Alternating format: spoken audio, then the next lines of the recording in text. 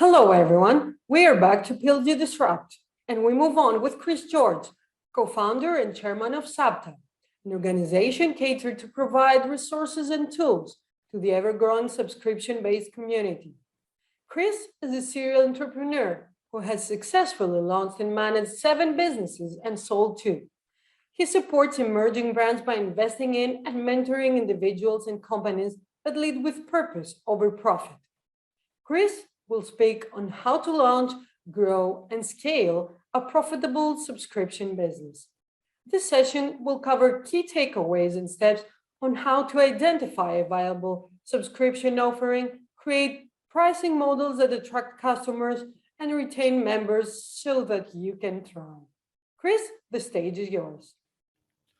Hi, everybody. My name is Chris George. I'm the co-founder and chairman of SUBTA, which is the Subscription Trade Association.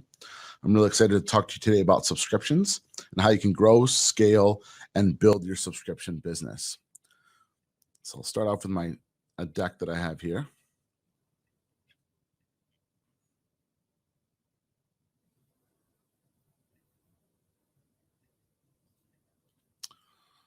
Presentation.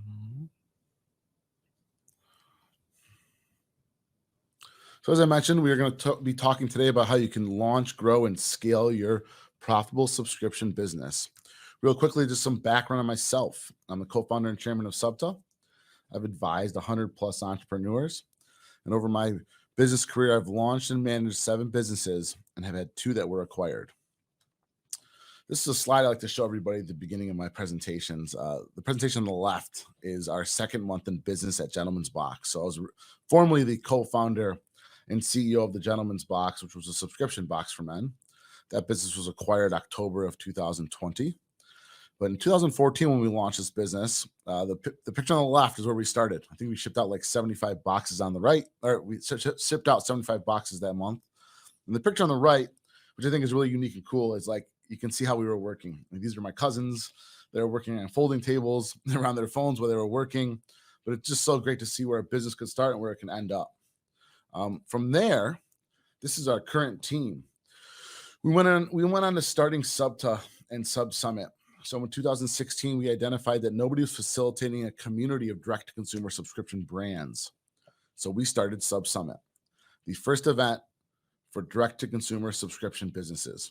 And what started as a 150-person event in 2016, by 2019, we had over 1,000 attendees. Everybody from Disney Plus to HelloFresh, BarkBox, Blue Apron, FabFitFun, Ipsy, BoxyCharm, they've all been there. And we are now the largest event in the world for direct-to-consumer subscriptions. These are some pictures from our most recent event, which just happened in the end of September. And so it's just so great to see something that started as us being a subscription business to us then cultivating the community. So usership over ownership. This is why subscriptions are so important. I'm going to dive into a little bit about what the consumer, especially the next consumers, the Gen Zs and the millennials, and how they're thinking compared to Gen Xs and baby boomers. So you can see here, here's the mindset of a Gen Z and a millennial. These are the things that they're thinking about, the businesses that they think about regularly versus a baby boomer. So you can see on the left, there's PlayStation, there's Xbox, there's YouTube, Nintendo, Apple, Disney. Those are a lot of brands that have some sort of subscription model associated to them. You look at the baby boomers, brands that they're thinking about, you see Kellogg in there, you see HP, you see Hershey's, you see Macy's, those are Toyota. Those brands are not as common to having a subscription associated with it. And a big part of it is that this next generation of consumers is about usership over ownership. They want to use things as they want and stop using them when they want to stop using them. They want to rent instead of buy. They want to lease a car instead of own a car. Here's some stats. At age 30, only 42% of millennials say they own a home. 18% of Gen Zers say they will rent forever. 20% of millennials have never subscribed to cable or satellite. What they're subscribed to? Streaming services, the Netflixes, the Disney Pluses, the Peacocks. I mean, those are things that you can cancel at any moment. And 50% of millennials and Gen Zers say they want to work remotely. This is a big reason for why they subscribe to so many things. They want to work on the beach. They want to travel. They want to change cities. They don't want to be tied down anywhere. And so this is why subscriptions are becoming more prevalent. And this is why brands need to be thinking about building a subscription model within their current business, or if you're going to start a new one, you need to think about how you can build a subscription within it. The big part of why subscriptions are so important is because of the relationship between the brand and the consumer. Here's two brands that I'm sure everybody here is familiar with. You've got Amazon and Walmart. They're like the big elephants in the room, right? And the truth is, it doesn't matter what sort of brand or business you might be starting, more specifically in consumer packaged goods or direct to consumer goods. Amazon is more than likely going to be able to sell it to the consumer and ship it to them faster than you could. And Walmart is more than likely going to be able to sell it to the consumer in a retail location cheaper than you could as a brand, especially if you're starting out. So you have to think to yourself, well, how can I build this relationship with the consumer? And this is what becomes so important. In this next slide, you'll see that it's all about the customer experience. And I really like the photo on the right one, not just because I have dogs, I have 2 huskies at home, but the photo on the right is a customer of Chewy.com that has 2 portraits of her dog. Now, those 2 portraits came from Chewy.com just as a gift. They sent out thousands of portraits of customers' dogs out to the customers just to enhance the customer experience. And this is what made Chewy.com so successful, right? Chewy.com, I'm sure all of you are familiar with, but they sell dog food and treats and pet food and cat food, right? Things you can get at Amazon.com or you can get at Walmart, right? But what Chewy.com they built a relationship with the consumer. One of the most important things they did was they invested millions of dollars in educating their 2,500 plus customer service reps on all the different foods, all the different types of treats they have, all the different types of medicines they have, so that they could educate a consumer that might have called in, right? So, if you got I have a 105-pound husky, and let's say he's having some stomach issues, I can call Chewy.com and say, I have a 8-year-old 105-pound husky. His stomach's been upset. What should I give him for food? And they will have an answer for me. If I call an Amazon.com rep, they're more than likely not going to have this answer, right? And this is where this relationship starts. Another thing that I had heard, and I was at a conference and I was talking to, I think it was the CMO at Chewy.com or the agency that was running some of their marketing. And they had mentioned that I think it was in 2018 that they'd handwritten 1 million plus handwritten notes for the holidays to their customers. I mean, this is an experience that you don't get on a retail level. This is an experience you don't get from some of the big players in the e-commerce space or the big brands, the big wholesalers. Building that customer experience allows for consumers to build a relationship with the brand, which gets you repeat customers. I think it was in 2018, Chewy.com, 90% of their revenue came from repeat customers. It's a great stat. And that's how they were able to compete with some of the biggest brands. Another big part of subscriptions and why they make them so valuable is that they've got predictable income, right? A typical e-commerce brand might be doing X amount of sales per month, and they might have to do certain marketing. They might put out certain marketing campaigns to drive more sales, or they might see more sales during certain holidays. With subscriptions, you're able to have predictable income. If you've got 5,000 subscribers renewing at $50 a month, you know that income is coming in every single month. You're now managing not just acquisition, but retention, but you've got that income that's going to come in, and that becomes super valuable for a business. Not only that, but it also brings in higher valuations for businesses that have subscription models associated with them. So a typical e-commerce brand might see like a 1 to 3x on revenue. There's a lot of factors when it comes to being acquired or raising money or getting a valuation. But when you talk about a subscription business, especially those that are doing more than 10 million a year in ARR, you sometimes see 3 to 5 to 10x revenue. So Chewy.com, I think, was doing around 900 million in 2016. They sold to Petco for 3.5 billion. FabFitFun was doing around 200 million a year in revenue, and they got a $1 billion valuation. Dollar Shave Club, 200 million a year in revenue, sold for 1.3 or 1.1 billion to Unilever. So you can see how valuable that can be for your business when you introduce a subscription model. Here are a lot of brands that have pivoted to the model. Those are brands I'm sure you're very familiar with. And I like to talk about Panera Bread because Panera Bread is a restaurant, right? Fast casual. And they introduced a $8.99 a month coffee club. And so the importance of that and why they're seeing so much success with it is even if the consumer came in every single day to get coffee and the cost was more than the $9 the consumer is paying, the data's out there. It's more than likely those consumers are also buying something else when they go there, right? Whether it's a sandwich or a muffin or a bagel. And so the consumers now, they're building a habit within the consumer. It's like if they're going to have coffee every day, they're going to think, well, I'm going to go to Panera Bread because I get it essentially included in my membership. I'm getting it for free.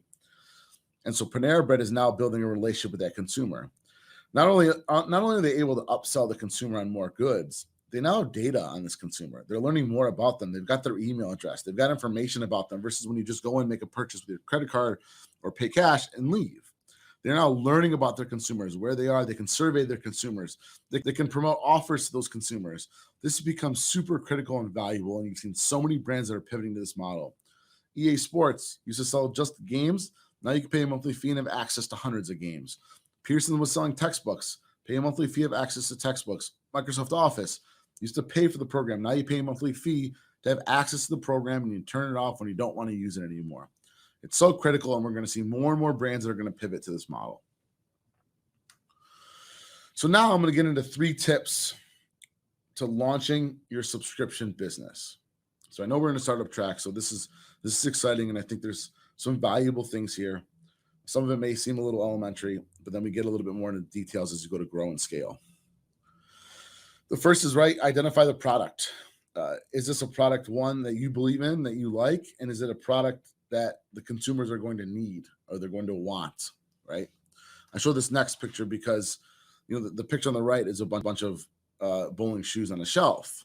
And it's like, does there need to be another set of bowling shoes? Like, is that the brand that you want to start? So it becomes very important as to, is this something, one, that you believe in? Is this something that the consumers are going to want? And sometimes it doesn't always have to be a new product. A lot of times you can take a current product and make it better. And the other part when you're thinking about subscriptions is this something that the consumer is going to want every single month? And especially when you start to think about replenishment products, those become super valuable in a subscription space. When you think about 4 Hymns, or you think about Dollar Shave Club, or you think about HelloFresh, like they're sending you products that every single month are going to deplete. So having a subscription to it is so valuable. On the other end, you can have Discover Delight products. When you think about like a FabFitFun, or you think about a Battle Box or a Gentleman's Box, these are products where you're going to send them to the consumer and there's going to get some sort of Discover Delight. They're going to get items they weren't sure is going to come, but it's going to feel like a gift getting delivered every single month. In that case, it becomes super prevalent as to how are you thinking about the items that are going to go in there? And am I going to be able to build a relationship with the consumer? And is the consumer going to believe that these items were picked because somebody put thought behind it, right? Consumers like to discover new items. And sometimes what a subscription box will do is help with that. You'll send somebody something that maybe they wouldn't normally bought on their own, but they got it in the subscription box. They got value, and now they love it. The next most important part about building your first subscription business is building the go-to-market strategy, right? Identifying who the target audience is, looking at what the demand is in the competition, doing a SWOT analysis. This is critical because you could have the greatest product. You could build the most amazing website, but just like the movie Field of Dreams, just because you build it doesn't mean anybody's going to come there and make a purchase, right? So I believe one of the most critical parts to starting any business is, what's my go-to-market strategy going to be? How am I going to get attention to my website? And how is that going to convert into sales? Next part we're going to go into is 3 tips to grow your business. First one is enhancing the customer experience. And why this becomes so critical, again, goes back to my story around being able to compete with Amazon or Walmart or some of the big box brands. And the one thing you need to know about customer experience is it comes in many fashions. It comes from the very first time somebody sees one of your ads to the time they land on your website, the checkout experience, the post-checkout experience, and then the delivery experience. These are all super critical. And customer experience also comes in the way you handle your customer service. Are you responding quickly? Are you having somebody respond during off hours? How are you managing social? If a customer is posting about your product, are you going in there and commenting? Like letting them know that you're there and that you You love the fact that they're giving you exposure online or they're shouting out your business, right? Like a big box brand is not going to go on social media, scour hashtags of their business, and comment on people that are posting about them. That's all part of the customer experience and becomes so critical when building a subscription business.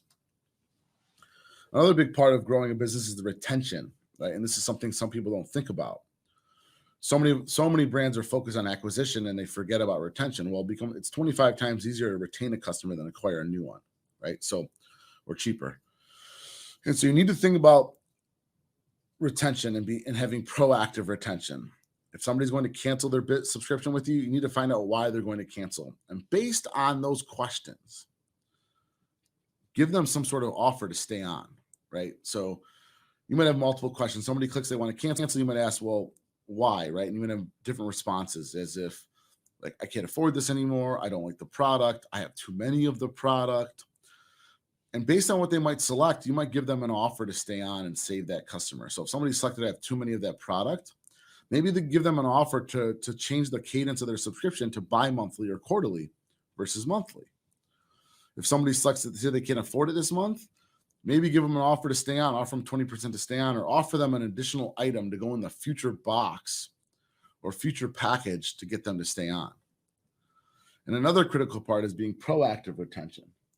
And proactive retention is doing things before the customer is going to cancel to keep them as a subscriber. And the way you might do that is, like, one important thing, and we're going to get into this, is surveying the customers. Well, when you go to survey your customers, if you get you get negative feedback, or the survey responses come back on a more of the lower end of a customer that's not happy, have that immediately trigger customer service to reach out to that customer, as opposed to waiting for them to potentially cancel.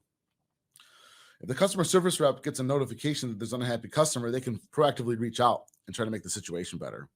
Also, if you find out that, another good example is if you have consumers that are canceling on average around the 6th month, maybe do something on that 6th package delivery to get them to stay on to the 7th and 8th. Add an extra item, add a header note, enhance that customer experience.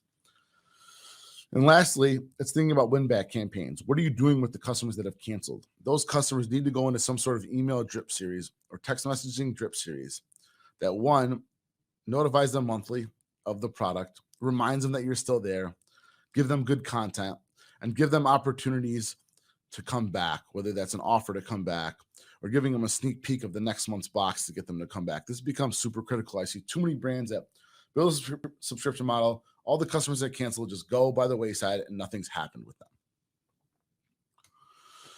And as I said, feedback is a gift. This is critical for your business and allowing you to make better decisions for your business. So I'm going to give you one critical decision that we had made based on feedback that we had gotten with the gentleman's box. So when we had the gentleman's box, we noticed that customers were canceling for one of 3 reasons. It was either they didn't like the product, they couldn't afford it, or they had too much stuff. So they had too many men's accessories. They had product fatigue. And through our data, seeing that was something that consumers were giving us feedback on, we introduced a $99 quarterly subscription, premium subscription. And so we had our $29 a month classic. We had our $99 a month, or $99 quarter premium subscription. What we had found out was when we launched that premium subscription, number one, customers were getting 4 boxes a year instead of 12. And that took away the reason for canceling based on, I've got too many products. And then we found that we were getting a higher quality consumer, a consumer that had more discretionary income, because they were making a $99 purchase in the first purchase versus $29. So now we were having consumers that we were taking away the response that I couldn't afford this anymore because they were higher income consumer. So now we went from having 3 reasons people were canceling to not only 1, which is they may not like the product. And so we saw our LTV, which is lifetime value of the customer, 4x when we introduced our quarterly subscription versus our monthly. All of this because we took the feedback from the customer. Us as founders and entrepreneurs or heads of marketing, sometimes we believe we know the answer, but let the audience and the customers tell us.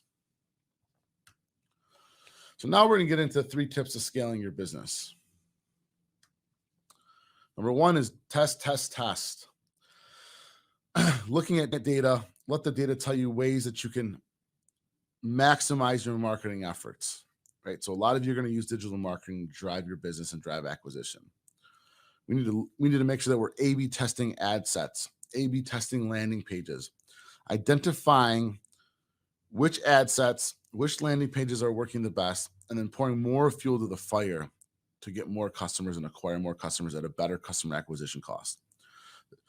Two most important data points for your business is going to be customer acquisition cost, which is what it costs for you to acquire a customer, and then lifetime value, how much you're going to make on that customer over its lifetime. Metrics for success are going to be driving down customer acquisition costs and increasing that LTV.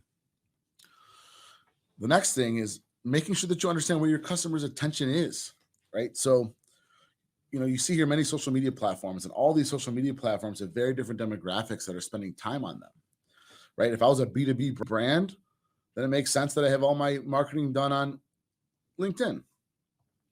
If I'm trying to target parents that have children under 5, I'm going to focus a lot of ad sets on Facebook. If I'm targeting Gen Zs and millennials, I'm going to push a lot of my ad sets on Instagram.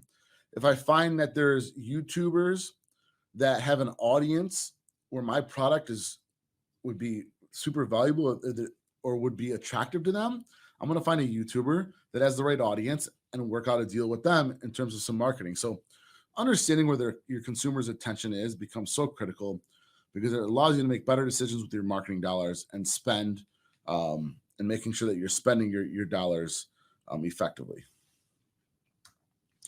And lastly, don't be afraid to change. This actually goes back to when I was talking about how we went from monthly to quarterly.